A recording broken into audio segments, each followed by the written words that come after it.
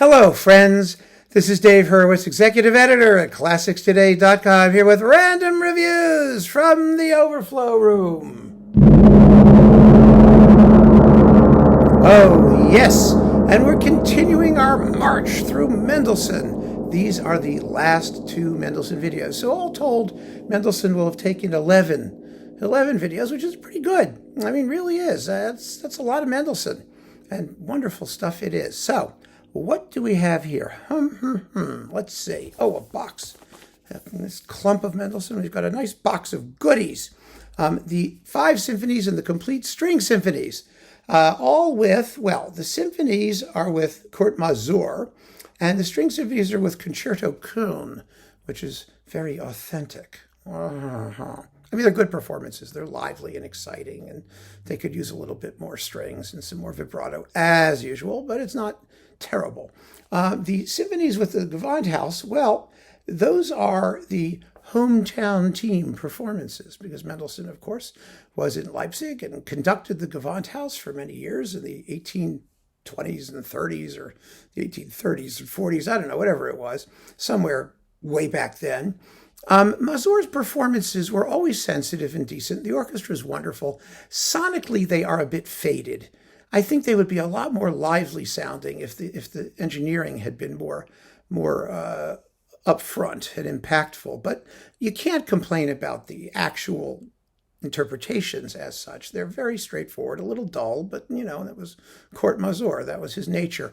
One thing I will say, the Lobgesang is particularly lovely here. I mean, they have, who's singing? Barbara Bonney, Edith Wiens, Peter Schreier, and the Leipzig Radio Choir, which is amazing. I remember very vividly, Kurt Masur gave a concert in New York that I was at. I forget entirely what the regular program was. It might have been Shostakovich's Babi Yar Symphony, with Yevtushenko reciting the poetry, something like that.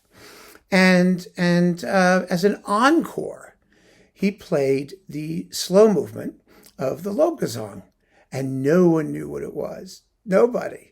I mean, Masur was, he was German. He wasn't a guy to do like, some exciting pas de deux from Tchaikovsky that was going to bring the house down.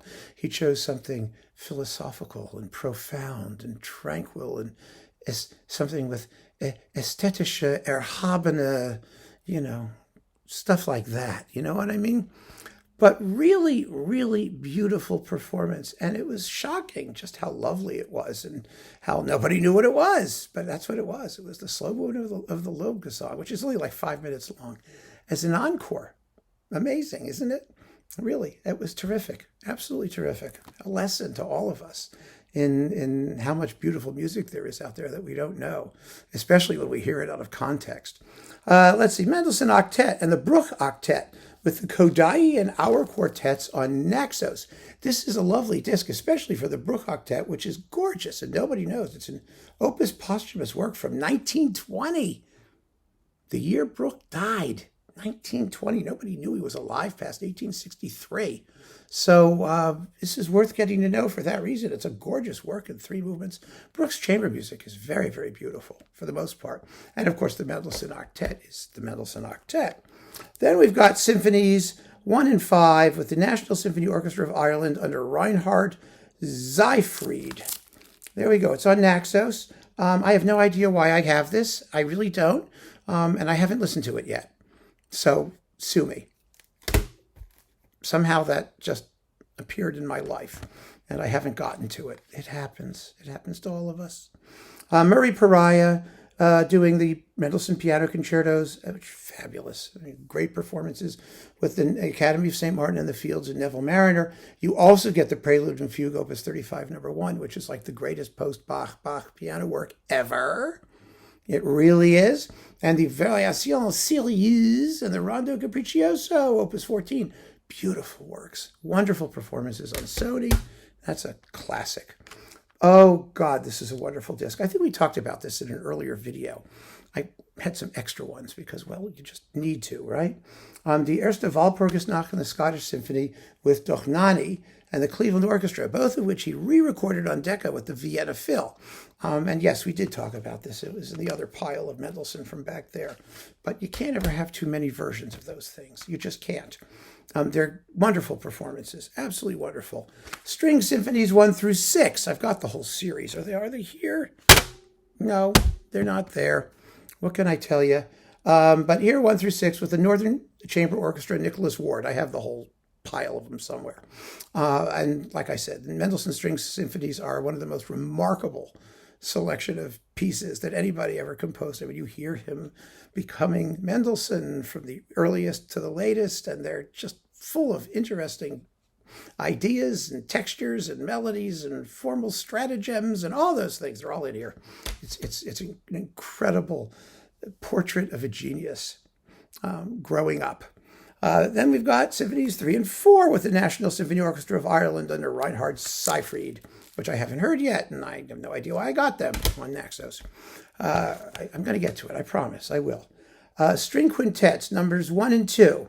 Fine Arts Quartet, Danilo Rossi, viola. Oh, the string quintets are beautiful. Oh, they're so beautiful. The slow movement, the Adagio e Lento from the string quintet number 2 is incredibly deep and expressive and marvelous.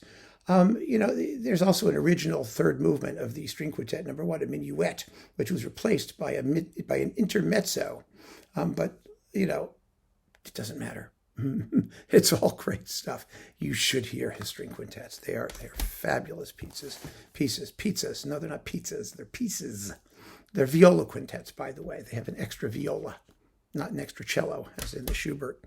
Then there's the string sextet and the piano quartet number 1 with the Bartoli piano quintet. Bartoldi. Yes, Bartoldi, not Bartoli. It's Cecilia Bartoli piano quintet. No, I get all these names mixed up. Bartoldi, there we go. On Naxos, we've talked about these. This was my spare set because the piano quartets are just so marvelous and so little played, and I felt guilty that they're so unknown, so I got them twice. What can I tell you? It was my penance. So that's this clump of Mendelssohn. One more to go. So I hope your clumps of Mendelssohn are starting to clump up. I mean, really terrific stuff. Keep on listening, friends. Thanks for joining me. Take care.